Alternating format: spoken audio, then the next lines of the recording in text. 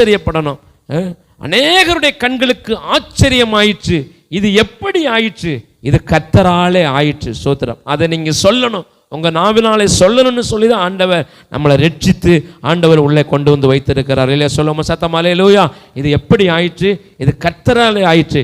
இப்படிப்பட்ட ஒரு பெருக்கம், இப்படிப்பட்ட ஒரு வர்த்திக்க பண்ணுறதான காரியம், இந்த உயர்வு என் கர்த்தராலே ஆயிற்றுன்னு நம்மளை சொல்ல வைக்கணுங்கிறது தான் ஆண்டவருடைய பெரிய திட்டம். அந்த திட்டத்துக்கு நம்ம உடன்பட வேண்டும். ஸ்தோத்திரம். ஆண்டவர் நல்லவர். இது அறுவடையின் காலம், இது எழுப்புதலின் காலம், இது கர்த்தர் கிரியை செய்கிற காலம். தம்முடைய ஜனங்களை, தம்முடைய நாமத்தின் மேல் வைராக்கியம் உள்ள ஜனங்களை ஆசீர்வதித்து வர்த்திக்க பண்ணுகிற தேவன். ஸ்தோத்திரம். இது அவருடைய கிரியை நடப்பிக்கப்படுகிறதான காலம்.